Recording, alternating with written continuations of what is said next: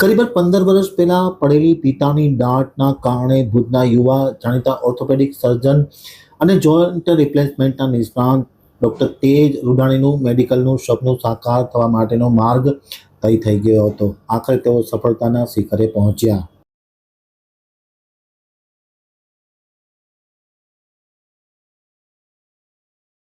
નમસ્કાર દર્શક મિત્રો, કશાંતક ટીવી ન્યૂઝના ફેસબુક પેજ લાઈવ પર આપનું હાર્દિક સ્વાગત છે.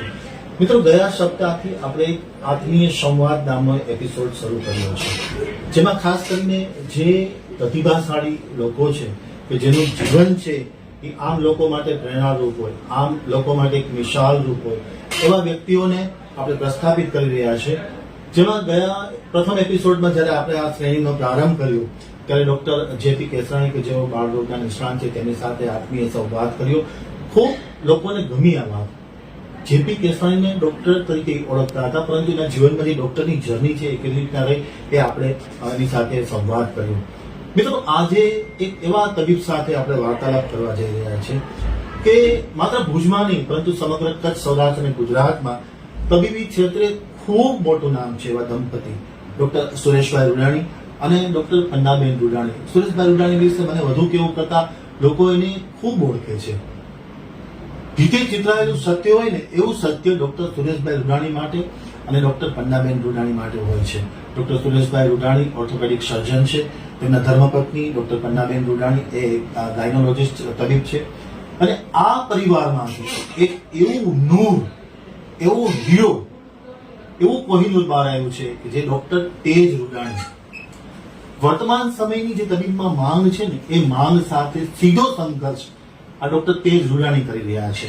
તેઓ પણ ઓર્થોપેડિક સર્જન છે અને ખાસ કરીને જે પ્રવર્તમાન સમયની માંગ છે, જે વધારે પડતું દર્દીઓમાં લક્ષણ દેખાય છે, તેજભાઈ, જોઈન્ટ રિપ્લેસમેન્ટ. કે આજે અગાઉ એવી એક માન્યતા હતી કે બહુ બુઢા થાય એટલે એને પગમાં ઘસારો થાય, ઘૂંટણમાં ઘસારો થાય, ગોઠણમાં ઘસારો થાય.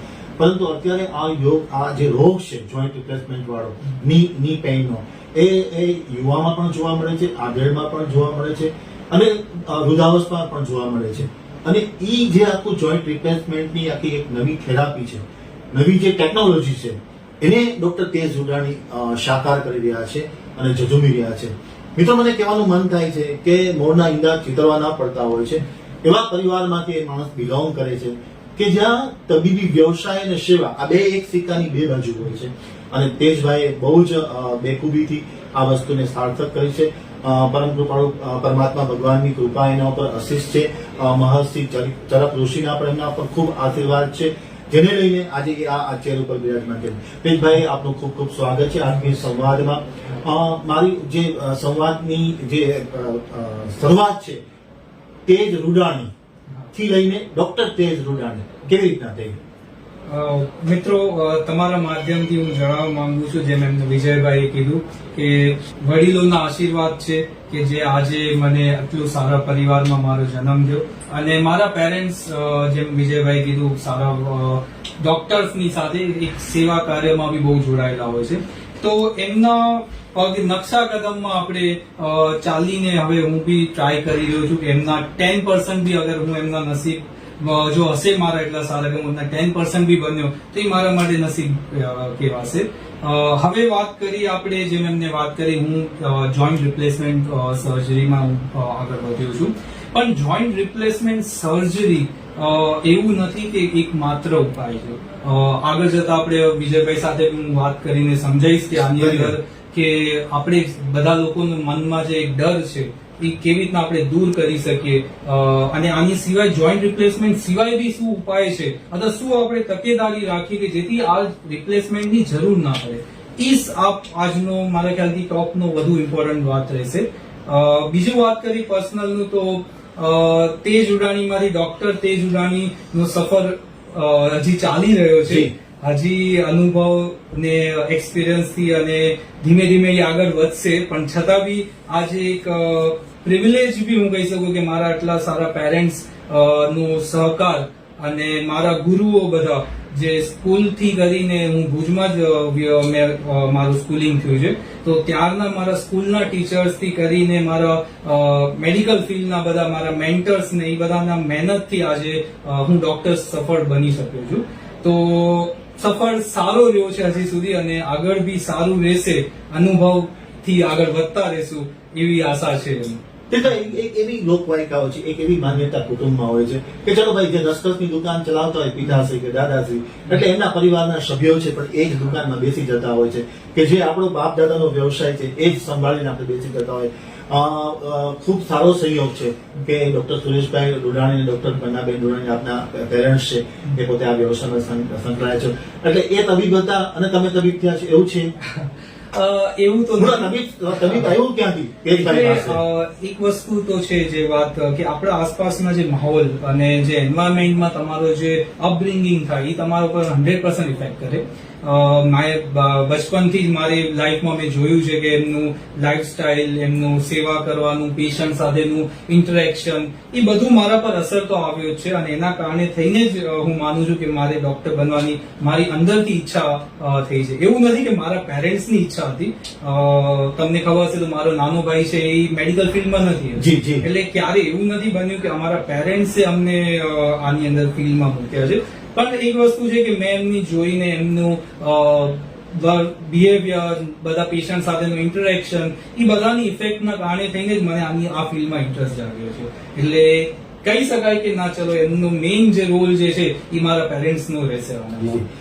બહુ સરસ વાત કરી કે મારા માતા પિતાના, મારા ગુરુના આશીર્વાદથી મને આ ફિલ્ડમાં જે સફળતા તરફ હું જઈ રહ્યો છું, જે મારું એક ગોલ છે, મિશન છે, એ હું ફળીભૂત કરીશ. તેજભાઈ, પ્રાથમિક શાળાનું ભણતર કેવું હતું, ત્યાંથી પછી માધ્યમિક શાળાનું ભણતર કેવું હતું, માધ્યમિક શાળાનું ભણતર પૂરું કરીને પછી મેડિકલ લાઈનમાં ગયા. આ બધું જે ક્યાંક ને ક્યાંક કાચા સાધનો હતા, ક્યાંક ને ક્યાંક કોઈ સુવિધા ન હોય, આવી બધી પરિસ્થિતિ વચ્ચે જે સ્ટ્રગલ કરી છે, જે તમારી આ જર્નીમાં પડકાર માનું છે, એ વસ્તુ મારા દર્શક મિત્રોને સાંભળવી છે આપની પાસેથી કે જે આપના માટે પ્રેરણારૂપ બને. પડકાર કરતા હું એમ માનીશ કે આપણે મહેનત જરૂરી હોય છે. ઘણા લોકો એવું માનતા હોય છે કે મેડિકલ ફિલ્ડમાં તમે એક વખત એન્ટર થઈ જાઓ એટલે તમે સક્સેસ જ જાશો, એ જરૂરી નથી. તમારે મેડિકલ ફિલ્ડના રૂલ્સ, રેગ્યુલેશન, એડમિશન માટેના નીટના ક્રાઇટેરિયા એ બધા માટે આપણે મહેનતની જરૂર પડતી હોય છે. એટલે હું એમ માનું છું જે મારા સ્કૂલિંગ ટાઈમમાં મારા જે ભુજમાં સ્વામિનારાયણ સ્કૂલમાં સાયન્સ વિભાગમાં હતો, તો મારી સ્કૂલ ડે સ્કૂલ હતી. સવારના અમે લોકો મોર્નિંગમાં 8 થી કરીને સાંજે 8 વાગ્યા સુધી અમારે હતું. અને હું લકી માનું છું કે ડે સ્કૂલમાં હું જે ભણ્યો એના કારણે મને ક્યારેય જે ટ્યુશનનો અને જે સ્ટ્રેસ આવતો એવું મારે ક્યારે આવ્યું નથી. એટલે મેં ક્યારે 11-12માં મારી ટ્યુશનની રિક્વાયરમેન્ટ જ નથી પડી. એટલે હું એમ હજી બી માનું છું કે બેઝ મારો જે બન્યો છે મેડિકલ ફિલ્ડમાં જવાનો, એ હું સ્વામિનારાયણ સ્કૂલના મારા ગુરુજી અને બધા ટીચર્સને હું માનું છું. અને એના પછીથી આગળ જતા મેં પછી એજ્યુકેશન MBBS માં, ત્યારબાદ મેં પીજી કર્યું. પીજી પછી બી મેં આગળનું મેં મારું પીજી કમ્પ્લીટ કર્યા પછી અમદાવાદ મેં 6 મહિના એક્સપિરિયન્સ લીધો. પછી સાથે હું પૂના ગયો. પૂનામાં ગવર્મેન્ટ મેડિકલ કોલેજમાં હું 6 મહિના સુધી એક્સપિરિયન્સ મેં લીધો છે. અને હવે હાલમાં હું અદાણી મેડિકલ કોલેજમાં એઝ અ આસિસ્ટન્ટ પ્રોફેસર તરીકે હું ભાગ લઉં છું. દીપભાઈ, તમે બહુ સરસ વાત કરી કે વિધાઉટ ટ્યુશન તમે જે આ સ્થિતિ મેળવી છે. તેજભાઈ, મને આ વિશે થોડું વધારે સ્પષ્ટતા જોઈએ છે કે અત્યારે વાલી છે એ રિઝલ્ટ તરફ જ એનું ફોકસ હોય કે પેલાનો બાળક છે એ 90% લેવો, ટેસ્ટેસ્ટન લેવો, તો મારો બાળક કેમ ખબર છે, મારા બાળકને પણ 90% આવે. હવે 90% લાવવા માટે ક્યાંક ને ક્યાંક ખાનગી શિક્ષણને પ્રોત્સાહન મળતું હોય છે, ક્યાંક ને ક્યાંક ટ્યુશનને પ્રોત્સાહન મળતું હોય છે. તો સૌથી વધારે જે કઠિન પરિસ્થિતિ છે એ મિડલ ક્લાસ ફેમિલીની છે કે આવકનો જે સ્ત્રોત છે એ લિમિટેડ હોય, એની વચ્ચે ટ્યુશન કરાવવાનું, એની વચ્ચે ખાનગી શાળામાં ભણવાનું. તો તમે એક જીવતું જાગતું ઉદાહરણ છો કે આટલા મોટા ફેમિલીમાંથી આવો છો, વિધાઉટ ટ્યુશન આપેલું છે, તો તમે એ વસ્તુ પર વધારે ફોકસ પાડો. હું બધા વાલીઓને આ માટે જાણ કરવા માંગુ છું કે મેડિકલ ફિલ્ડ એવું બ્રાન્ચ નથી કે જે સમય સાથે તમને અંદરથી આદત પડશે. જો તમને બાળકને અંદરથી જો ઈચ્છા ના હોય તો આ ફિલ્ડમાં મોકલવું નહીં, કેમ કે આ ફિલ્ડ બહુ કઠિન છે. મેડિકલ ફિલ્ડની અંદર જે રેસિડેન્સી જે અમારી હોય છે કે તમે પોસ્ટ રેસિડેન્સી આજના ટાઈમમાં બી જયારે ઇમરજન્સી આવે, સ્ટ્રેસ આવે, તો એ હેન્ડલ કરવા માટે એમને રિક્વાયરમેન્ટ અંદરથી જો એની ઈચ્છા ના હોય તો જી. મોકલવા નહીં આના માટે. બીજી વાત રહી ટ્યુશનની અને એના માટે એ ડિબેટેબલ ક્વેશ્ચન છે. પેરેન્ટ્સ માટે બી એ જરૂરી છે કે આપણે એજ્યુકેશન સારું આપે એના બાળકોને, પણ આપણે બાળકને મેઇન વસ્તુ એ છે કે ખાલી એજ્યુકેશન નહીં, સાથે એક્સ્ટ્રા કરિક્યુલર એક્ટિવિટીઝ બી હોય, ભણવા સાથે એનું બીજું બધું બી ડેવલપ જરૂરી છે. તો હું એમને કહીશ કે ટ્યુશન કે પર્સન્ટેજ પાછળ ભાગવા કરતા એમને છે ને કાબિલ બનાવવા પાછળ ભાગે તો એ વધારે સારું રહેશે એનામાં. દીપભાઈ વધુ ડીપમાં જઈ તમે વાત કરી કે જે આખું ટ્યુશન ઉપર કોઈ વસ્તુ ફોકસ હોતી નથી, ની રુચિ ઉપર ફોકસ હોય છે. તો દીપભાઈ તમારું જે પેરેન્ટ્સ છે બરાબર, એ તમારા મધર ફાધર બંને તબીબ હતા અને એ વખતમાં સતત વર્ક કરવું પડતું હતું, સવારથી લઈને રાત સુધી ઓપીડી ચાલતી હોય, ક્યાંક ને ક્યાંક રાત્રે પણ જોવું પડતું. આવી પરિસ્થિતિ વચ્ચે તમને પર્ટિક્યુલર માતા પિતાનો શું સપોર્ટ મળ્યો છે કે જેને લઈને એક તમારો વે નક્કી થયો? લકીલી મારા દાદી ને મારા દાદા બંનેનો સાથ બહુ સારો હતો. જી. એટલે આજે મારા પેરેન્ટ્સ સક્સેસ છે એની પાછળનું મેઇન કારણ મારા દાદા અને દાદી છે. આજે મારો જયારે બર્થ થયો ત્યારે મારા મધરનું હજી પીજી શરૂ થયું હતું, એટલે પોસ્ટ ગ્રેજ્યુએટમાં ગાયનેકમાં જસ્ટ એન્ટર થયા હતા અને મારો બર્થ થયો હતો.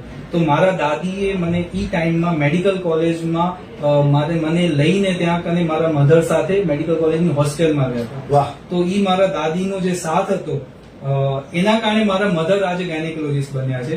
સેમ એવી રીતના આજે મારા પેરેન્ટ્સનો સાથ છે એના કારણે થઈ હું ડોક્ટર બની શકું છું. તો હું એ જ માનું છું કે વડીલોનો સાથ અને પરિવારમાં અન્ડરસ્ટેન્ડિંગ એ બંને થઈને જ આજે સક્સેસ જઈ શકાય છે. એટલે બહુ સારી વાત કરી કે પરિવારથી દુનિયામાં મોટું કોઈ નથી. પરિવાર જ આપણો એક સહારો હોય છે ને પરિવાર જ એક આપણી આરસી હોય છે કે જેને આપણે સ્પષ્ટ નિહાળી શકતા હોય છે. તેજભાઈ એમબીબીએસ ત્યાં એમબીબીએસ માંથી પછી ઓર્થોપેડિકમાં તમે એમએસ કર્યું, ત્યાર પછી જે જોઈન્ટ રિપ્લેસમેન્ટ જે અત્યારની માંગ છે એના તરફ આપ ગતિ કરી રહ્યા છો. તો આ એમબીબીએસ, એમએસ ઓર્થોપેડિક અને જોઈન્ટ રિપ્લેસમેન્ટ પર્ટિક્યુલર એના ઉપર ફોકસ આપણે કરી, એના વિશે વિસ્તૃત માહિતી આપો. હું આની અંદર એમ કહું છું કે આપણે મેઇન ટોપિક જે મેં તમને વિજયબેન કે થોડું અમે લોકો ભટકાઈ ગયા આગળ, પણ મેઇન ટોપિક જે છે અમારે આપણે આજે જોડનો જે પ્રોબ્લેમ શરૂ થાય છે એના પર આપણે સમજીએ. તો સૌથી પહેલા હું તમને સમજાવવા માંગુ છું કે આજે જે જોડની તકલીફ છે, જે આપણે ઘૂંટણના જોડની કરી કે થાપાના જોડની, પહેલાના ટાઈમમાં એવું કહેવાતું કે ખાલી મોટી ઉંમરના લોકોને જ જોડના પ્રોબ્લેમ થતા, પણ હવે એવું નથી રહ્યું મિત્રો. હવે કેવી રહ્યું છે કે આપણે ઘણીવાર નાની ઉંમરમાં બી અમે જોઈ રહ્યા છીએ કે 40 વર્ષની ઉંમરમાં બી હવે ઘસારો શરૂ થઈ ગયો છે. એના રીઝન ઘણા બધા છે. એક આપણું મેઇન જે છે એ આપણી સિડેટરી લાઈફસ્ટાઈલ છે. આપણે ફિઝિકલ એક્ટિવ નથી રહેતા, ઓફિસ ડેસ્ક જોબ વધારે છે. સેકન્ડ આપણું ડાયટ આપણું હવે સારું નથી રહ્યું, ન્યુટ્રિશન ઓછા થઈ ગયા છે, ફાસ્ટ ફૂડ નો ટાઈમ છે. તો એ બધાના કારણે થઈને હવે આપણા શરીરમાં જે રિક્વાયરમેન્ટ એલિમેન્ટ્સ હોય એની કમીના કારણે બી આર્થરાઇટિસ જલ્દી ડેવલપ થાય છે. બીજા બધા અર્લી એજ થવાના કારણ ઘણા હોય છે, જેમ કે કોઈ એક્સિડન્ટ થયું હોય, પહેલા ત્યાં માર લાગ્યો હોય અને પછી ઘસારો થયો, એ આપણે સમજી શકીએ. પણ છતાં બી જે આપણે એજ રિલેટેડના કારણે જે ઘસારો જે કહેવાય એ હવે જે 60 પ્લસ એજમાં આવતો હતો એ હવે આજના ટાઈમમાં 50 પ્લસ એજમાં આવી ગયો છે. ટૂંકમાં એક દાયકાનો ફરક આવી ગયો છે. તો હવે આની અંદર હું તમારા માધ્યમથી ખાસ સમજાવવા માંગુ છું કે આપણે આ ઘસારાને અટકાવવા એના માટે થઈને થોડી એક્સરસાઇઝ ઉપર, લાઈફસ્ટાઈલ ઉપર ફોકસ કરવાની વધારે જરૂર છે. સાથે સાથે આપણે ડાયટને બી એટલું જ ઇમ્પોર્ટન્સ આપીશું. જો આ બધું તમે કરીશો તો મને લાગી રહ્યું છે કે રિપ્લેસમેન્ટ ટોપિક પર જવાની જરૂર નહીં પડે. આપણે રિપ્લેસમેન્ટ સર્જરી નેસેસરી હોય અને કરાવો એ અલગ વસ્તુ છે, બટ ના જરૂર પડે એના પર ફોકસ આપણે વધારે કરીએ એ વધારે જરૂરી છે. જે જોઈન્ટ રિપ્લેસમેન્ટ છે એના વિશે થોડી વધારે ચર્ચા કરી. જોઈન્ટ રિપ્લેસમેન્ટમાં દર્દીઓની અને એના જે પેરેન્ટ્સ છે એની એક માન્યતા હોય છે કે તમે ઓપરેશન ટાળો, દુખાવો સહન કર્યો પણ ઓપરેશન ટાળો, ઓપરેશન સફળ નથી થતા, ઓપરેશન કર્યા પછી વધારે દુખાવાની તકલીફો રહે છે, વધારે હેરાન થઈ જાય છે.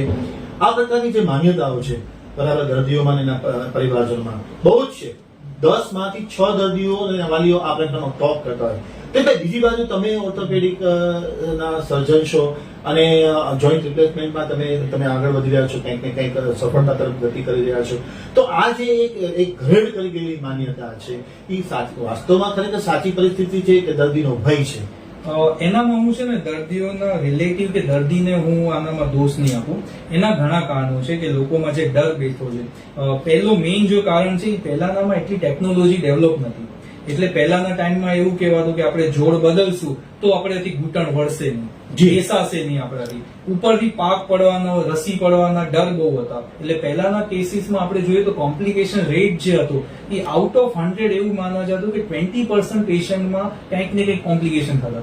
અને એ જે કોમ્પ્લિકેશન થયા છે ને એના કારણે થઈને જ આજે લોકોમાં ડર બેઠો છે. પણ હવેની ટેકનોલોજી ઘણી ઇમ્પ્રુવ થઈ છે. જોડ ઘણા નવા સારા આવી ગયા છે. હવે તમે વાત કરીએ તો આપણે હાઈ ફ્લેક્સ ની આવી ગયા છે, જે એટલા સારા છે કે જેની અંદર ઘૂંટણ તમારો પૂરેપૂરો જે બાજુ નોર્મલ ઘૂંટણ એટલો જ વળી શકે. એટલે પલાઠી વાળીને બેસવાના પ્રોબ્લેમ કે તમે એમ બેસો એ બધાના પ્રોબ્લેમ હવે સોલ્વ થઈ ગયા. ઉપરથી હવેના આપણે જોઈએ તો ટેકનોલોજીમાં તમે જોવો તો ઓટી થિયેટર્સ એટલા સારા બની ગયા, જે મોડ્યુલર ઓટીસ હોય, લેમિનર એરફ્લો સિસ્ટમ છે, એ બધાના કારણે ઇન્ફેક્શન રેટ ઘટી ગયું છે. એટલે હવે રિવિઝન સર્જરી જે ઇન્ફેક્શનના કારણે થતી હતી ઘટી ગઈ છે. એટલે હવે હું માની રહ્યો છું કે જે દર્દીને જરૂર હોય, હવે આપણે જોઈએ તો ઘસારાના આપણે બેઝિકલી 4 સ્ટેજ હોય છે. પહેલા 2 જે સ્ટેજ છે એ અર્લી સ્ટેજમાં આપણે કન્સિડર કરાય કે જેની અંદર આપણે છે ને આપણે ઓપરેશનને ટાળી બી શકીએ અને ઓપરેશન થી બચી બી શકીએ. પણ એક વખત સ્ટેજ 3 અથવા સ્ટેજ 4 સુધી જઈએ પછી ઓપરેશન સિવાય બીજો ઉપાય રહેતો નથી. રિપ્લેસમેન્ટના બી અંદર નવી ટેકનોલોજી આવી ગઈ છે. પણ હું એમ માનું છું કે તમે જૂના અનુભવથી ડરીને ઓપરેશન ટાળા એવું ના કરે. એના કારણે શું થઈ રહ્યું હોય છે કે સ્ટેજ 3 માં અગર આપણે અથવા અર્લી સ્ટેજ 4 માં આપણે ઓપરેશન કરાવીએ તો એના રિઝલ્ટ ઘણા સારા આવતા હોય છે. પણ જ્યારે અમુક લોકો એવું વિચારે કે ના હજી ટાળીએ એના કારણે પછી ઘૂંટણના પગ વળવાના શરૂ થઈ જાય. અને એક વખત પગ વળવાના ચાલુ થઈ જાય છે ને પછી રિઝલ્ટની અંદર બી ફરક પડે છે. એટલે હું એમ માની રહ્યો છું કે પર્સનલી કે આપણે સ્ટેજ 3 કે સ્ટેજ 4 સુધી ઓપરેશન કરાવી લેવું જોઈએ. પણ આપણો ઈ ટ્રાય રહેવો જોઈએ કે સ્ટેજ 4 સુધી જવું ના પડે. Early treatment, early prevention is better than treatment. તીર્થભાઈ બહુ સારી વાત કરી કે તમે છેલ્લા સ્ટેજે જઈ અને પછી ઓપરેશન સારાની અપેક્ષા રાખો, એમાં ક્યાંક ને ક્યાંક મિસ થવાના ચાન્સીસ રહેતા હોય. પરંતુ જે સ્ટેજ 1, 2 ને 3 છે એમાં હંમેશાને માટે ઓપરેશન છે સારું થતું હોય છે.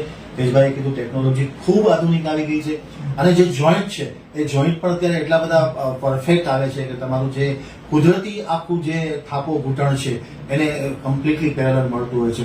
તેજભાઈ, તમારી દ્રષ્ટિએ જે અત્યારે તમે જોઈન્ટ રિપ્લેસમેન્ટનું કરો છો તો કચ્છમાં એ રોગનું પ્રમાણ કેટલું છે અને કયા પ્રકારના દર્દીઓ આવે છે?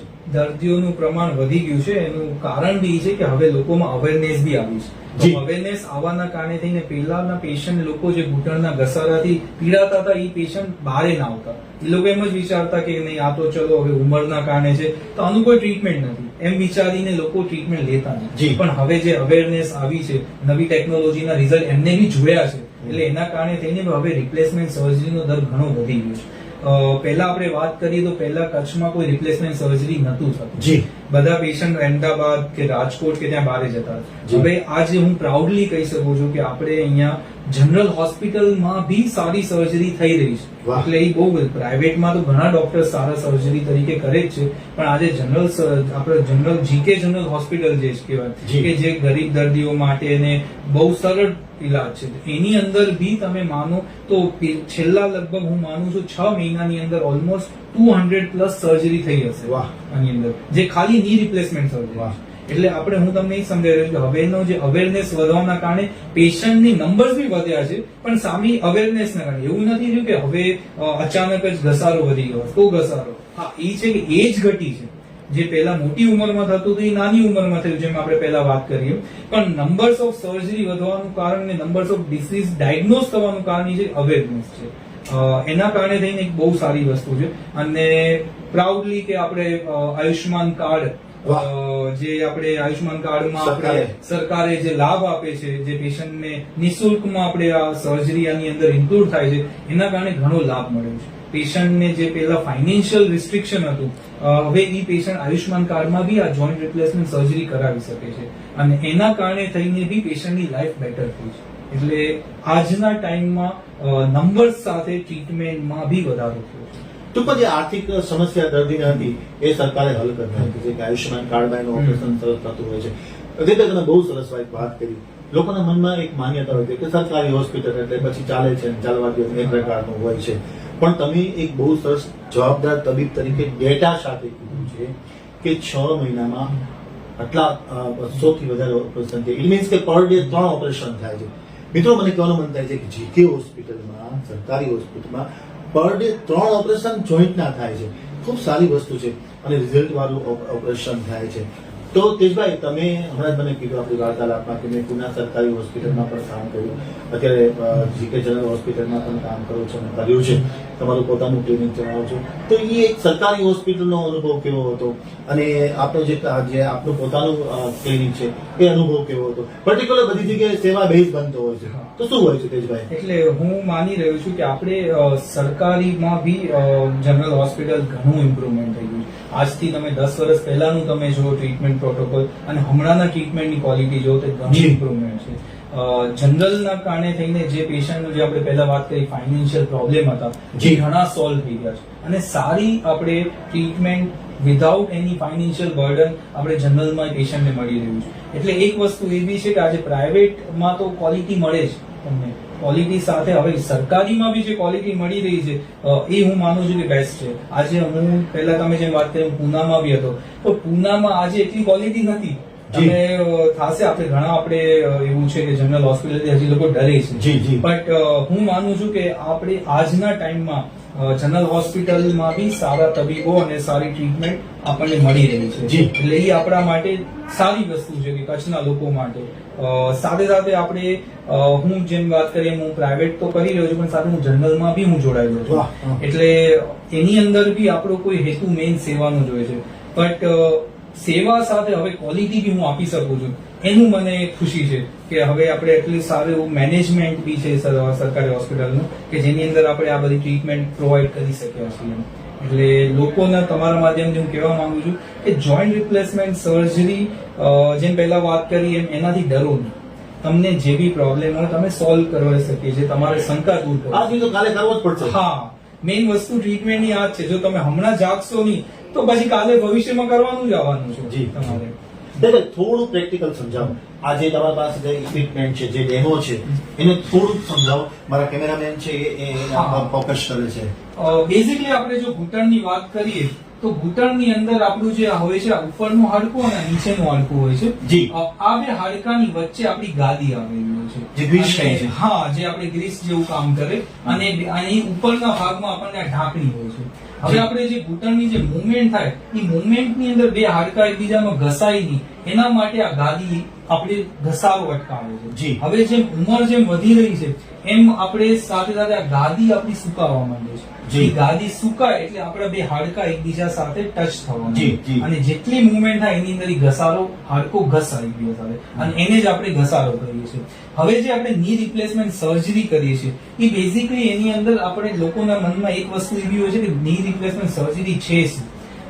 એ સર્જરી એવું નથી કે આપણે ઘૂંટણ કાઢીને મેટલનો ઘૂંટણ નાખી દઈએ, એ ખોટી માન્યતા છે. સર્જરીની અંદર આપણે ખાલી આપણે જે આ સરફેસ ખરાબ થઈ ગઈ છે એ સરફેસ જ આપણે બદલીએ છીએ અને ગાદીની જગ્યાએ અમારે પોલીઇથિલિન નામનું પ્લાસ્ટિક મટીરિયલ આવે જે હાઈ ક્વોલિટીનું લેટેસ્ટ મટીરિયલ છે. એ મટીરિયલને અમે ગાદીની તરીકે યુઝ કરીએ અને બેઝિકલી ખાલી આપણે સરફેસ જ ચેન્જ કરીએ છીએ. રિપ્લેસમેન્ટ વર્ડના કારણે થઈને બી લોકો ઘણા ડરતા હોય છે. એવું નથી કે તમારો પૂરો આપણો કાપીને પૂરો નવો મેટલનો જાય. તમારી નસો, મસલ્સ, લિગામેન્ટ્સ એ બધા પોતાના જ રહે છે, ખાલી સરફેસ જ અમે ચેન્જ કરીએ છીએ. એટલે એટલું ડરવાની કે એની જરૂર નથી સર્જરીમાં. દેશભાઈ, અત્યારે એવો એક મેનિયા શરૂ થયો છે કે જે હોસ્પિટલ છે ને એને હોસ્પિટાલિટીમાં કન્વર્ટ કર્યું છે કે એક જેને કહે ને કે સારી સુવિધા સાથેનું ક્લિનિક હોવું જોઈએ. તો એ એક પ્રવર્તમાન સમયની માંગ બની ગઈ છે હોસ્પિટાલિટી કે ચલો દર્દી આવે તો બધા પ્રકારની ટ્રીટમેન્ટ મળે, થોડું વ્યવસ્થિત રીતના ડેકોરેશન થાય, સ્ટાઇલ થાય અને એની જે રિક્વાયરમેન્ટ છે હોસ્પિટાલિટી ટાઈપની તો એ મળતી હોય છે. શું માનો છો તમે? હું એ માનું છું કે આપણે જેમ પહેલા બી વાત કરી ટ્રીટમેન્ટ સાથે ક્વોલિટી એ હોવી જ જોઈએ. બટ ખાલી હોસ્પિટાલિટીને એટલું ઇમ્પોર્ટન્સ ના આપવી જોઈએ કે જેટલી તમારી ટ્રીટમેન્ટ ડાઉન છે. આજના ટાઈમમાં ઘણી હોસ્પિટલો સારી આવી ગઈ છે, નેચરલી એનું ક્લિનિક બહુ ઇમ્પ્રુવ છે. ક્લિનિંગ થી કરીને તમે હોસ્પિટાલિટી જેમ તમે કીધું તમને ફેસિલિટીઝ આપણે જે કહીએ એ આપે છે, એ સારી વસ્તુ જી. પેશન્ટનો હક બી બને છે અને હું એમ કહું છું એમના માટે સારી વસ્તુ છે કે એને ફેસિલિટી મળે. પણ ફેસિલિટી ક્યારે બી ટ્રીટમેન્ટ થી ઉપર ના જવી જોઈએ. જી, બહુ સાચી જેમ વાત છે. ફેસિલિટી ઇમ્પ્રુવ થવી જોઈએ સાથે સાથે ટ્રીટમેન્ટમાં બી એટલું જ ઇમ્પ્રુવમેન્ટ હોવી જોઈએ. એટલે હોસ્પિટાલિટી અને હોસ્પિટલ બંનેનું મર્જ થાય સારી વસ્તુ છે, પણ ખાલી હોસ્પિટાલિટી ઉપર તમે જો ફોકસ કરશો અને જો ટ્રીટમેન્ટ પર ફોકસ ના થાય તો એ સારી વસ્તુ નહીં. એટલે જો હોસ્પિટલ ગમે તેટલી સારી હોય પણ જો એની અંદર ટ્રીટમેન્ટ, હું એમ માનું છું કે તમારા કોઈ બી ટ્રીટમેન્ટની અંદર તમારા ડોક્ટર્સ થી કરીને દરેક સ્ટાફનું ઇન્ટેન્શન જે કહેવાય એ જ્યાં સુધી પ્યોર નહીં હોય ત્યાં સુધી કોઈ બી સક્સેસ ના લેવાય એની અંદર. પેશન્ટને આજે નહીં તો કાલે ખબર પડવાની છે. જી. બટ મેઇન વસ્તુ એ છે કે તમારું ઇન્ટેન્શન અને હોસ્પિટાલિટી, હું એમ નથી માનતો કે હું એના અગેન્સ્ટમાં છું. હોસ્પિટાલિટી હોવી જ જોઈએ, આજનો ટાઈમ છે, ડિમાન્ડ છે અને સારી વસ્તુ છે, પણ ટ્રીટમેન્ટમાં ફોકસ વધારે કરવું જોઈએ, મારો પર્સનલ ઓપિનિયન છે. દિલભાઈ બહુ સારી વાત કરી. હોસ્પિટાલિટી રિક્વાયરમેન્ટ છે પણ ટ્રીટમેન્ટ એ ફર્સ્ટ છે. બહુ સારી વાત કરી. તેજભાઈ, હવે મતલબ તમારે એક ઇન્ટરનલ આખી વસ્તુ પર આપણે લઈ જાય છે, દર્શકોને જાણવાની ઈચ્છા હોય છે. ઓપરેશન થિયેટર છે એ પ્રોહિબિટેડ હોય છે કે એમાં કોઈ એલાઉ નથી હોતા. તો દર્દી આવે અને એનું ઓપરેશન શરૂ કરવાનું હોય તો પર્ટિક્યુલર કહેવાય છે કે ડોક્ટર ભગવાન હોય છે, બરાબર, એના ભગવાનનો વાસ હોય છે અને તમારું ઓપરેશન ચાલતું હોય છે ત્યારે બહાર એના પેરેન્ટ્સ ને બધા લોકોથી સમર્થકો સગાવાલા હોય છે, એ બધી પ્રાર્થના કરતા હોય છે. તો તમે કેવી રીતના ઓપરેશન સ્ટાર્ટ કરો છો? તમારા મનમાં શું હોય છે? પહેલું તો પ્રાયોરિટી અમારા મનમાં પેશન્ટની સેફટી જ હોય છે કે પેશન્ટનું આજે હું જે સર્જરી કરતો તો પહેલા મારા માઇન્ડમાં એ જ વસ્તુ હોય કે ગમે તેમ કરીને પેશન્ટની સેફટી ફર્સ્ટ કરવી જોઈએ, એને ક્યોર થઈ જાય. આજે તમે માનશો નહીં પણ આજે અમારામાં એમ કહેવાય છે કે મેડિકલ ફિલ્ડમાં ડોક્ટર્સ, સ્પેસિફિકલી સર્જન, એ સૌથી વધુ ભગવાનમાં માનતા હોય. વાહ.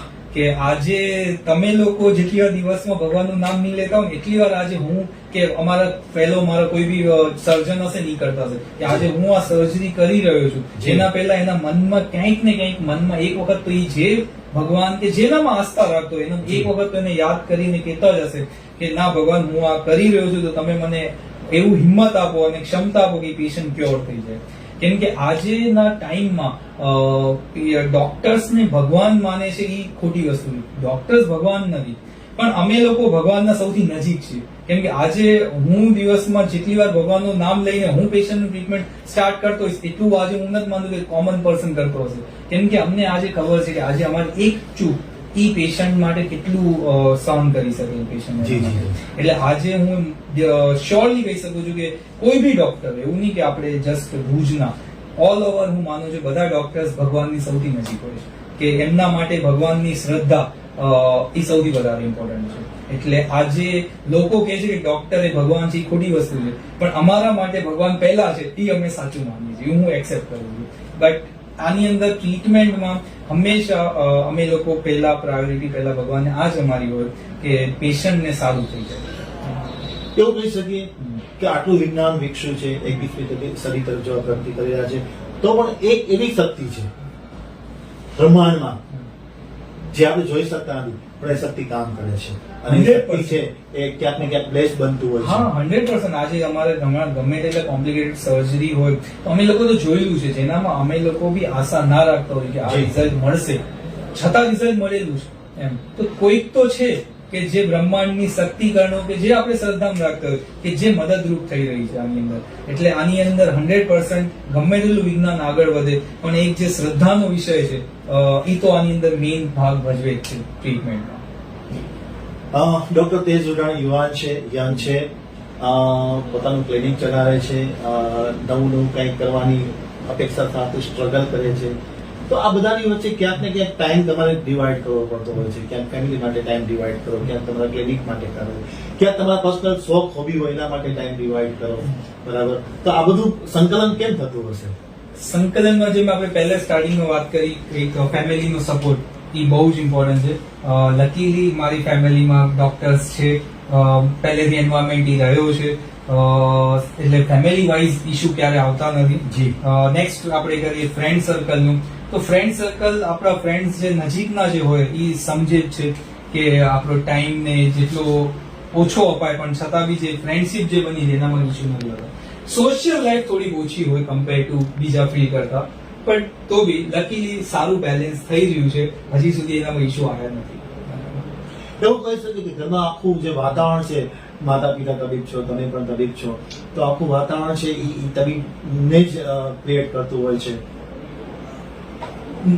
સાચી વાત છે કે આજે અમારા ઘરમાં વાતાવરણ મોસ્ટલી અમે ડિસ્કશન અમારે તમે જોશો તો ડાઇનિંગ ટેબલ પર બી ખાતા ખાતા અમારા પેશન્ટ રિલેટેડ ડિસ્કશન હોય કે કાલે મારે આ સર્જરી છે, અથવા મારે આ પેશન્ટમાં મેં આ સર્જરીમાં મને આ કોમ્પ્લિકેશન થયા, અથવા આ મેં રિઝલ્ટ મળ્યું મને. એટલે એન્વાયરમેન્ટ ઘરનું હોસ્પિટલ રિલેટેડ જ રહેતું હોય છે. પણ તો બી હવે ટ્રાય કરી રહ્યા છીએ કે થોડું હોસ્પિટલમાંથી બહાર આવીને ઘરને ઘરની રીતે રાખીએ, પણ તો બી એન્વાયરમેન્ટ તો એ રહેવાનું જ છે. આપણો સંવાદ સમાપન તરફ લઈ જાય ત્યારે મને એક વસ્તુ કહેવાની મન થાય છે કે દર્દી તમારી કેબિનમાં દાખલ થાય અને ઓપરેશન સુધી લઈ જાઓ, ઓપરેશન પરિપૂર્ણ થાય, આજે આની જર્ની છે, શું પડકારરૂપ લાગતું હોય છે એમાં? સૌથી વધારે પડકાર તમને ક્યાં લાગતો હોય છે? સૌથી પડકારરૂપ આની અંદર છે ને એક ટ્રસ્ટનો હોય છે કે પેશન્ટને તમને એટલો ટ્રસ્ટ આપવો પડે કે જ્યારે પેશન્ટ તમારા ક્લિનિકમાંથી હોસ્પિટલમાંથી ઓટી સુધી જાય. લકીલી આપણે પેશન્ટનો ટ્રસ્ટના કારણે થઈને જ આપણે આગળ વધીએ છીએ. સેકન્ડ વસ્તુ જે છે આપણું કે કોઈ બી આપણા ઇન્ટેન્શનમાં ગલતી ના થવી જોઈએ. કે આજે આપણી ફિલ્ડ છે ને એવી છે કે જેની અંદર ક્યાંય માફી નથી. આજે હું કોઈ એક ભૂલ કરીશ એ પેશન્ટની લાઈફ ટાઈમની અસર થશે. તો સૌથી મોટો પડકાર હોય છે કે ડેઈલી વસ્તુ રિપીટ કન્સિસ્ટન્સી આપવી ટ્રીટમેન્ટમાં અને રિઝલ્ટમાં. એ સૌથી મોટો પડકાર છે કે આજે એક સક્સેસફુલ સર્જરી કરવી મોટી વસ્તુ નથી, પણ ઈ ને ઈ વસ્તુ તમને આજે 100 પેશન્ટમાં કે 200 પેશન્ટમાં 500 પેશન્ટમાં જ્યારે તમે આપો એ કન્સિસ્ટન્સી અને સક્સેસ રેટ, ઈ પડકાર છે મેન કે ઈ આપણે મેન્ટેન રાખવાનું છે કન્સિસ્ટન્સી. અત્યારે સુધારણી યંગ ડોક્ટર છે અને સફળતા તરફ કદમ માંડી રહ્યા છે. પપ્પાની ક્યારે દાંત પડી હતી? પપ્પાની મમ્મીની? હાલ તો નજીકના 10-15 વર્ષમાં યાદ નથી આવતું. બચપનમાં તો બહુ પડી હશે.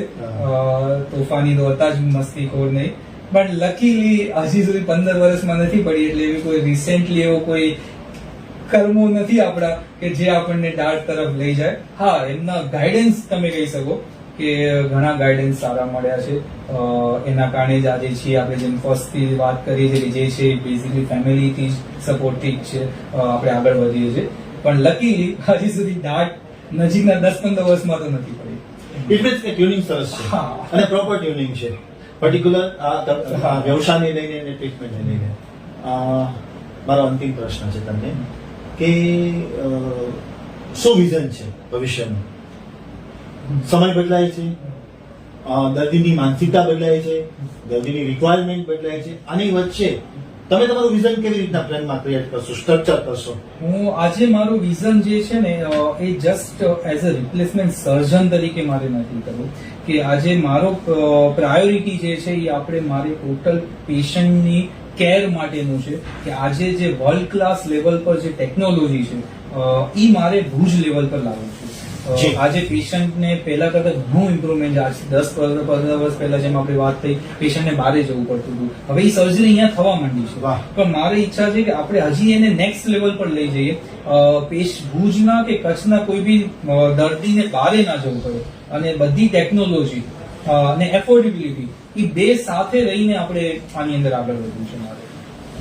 અમારા માધ્યમથી શું સંદેશો આપશો? અંતિમ પ્રશ્ન તમારા માધ્યમથી હું એ સમજાવીશ, જે મેં પહેલા વાત કરી એમ, ટ્રીટમેન્ટ જરૂરી હોય તો એનાથી ડરો નહીં. તમને જે બી ડાઉટ હોય, તમને જે બી શંકા હોય એ તમે કોઈ બી ડોક્ટર પાસે જઈને સોલ્વ કરો.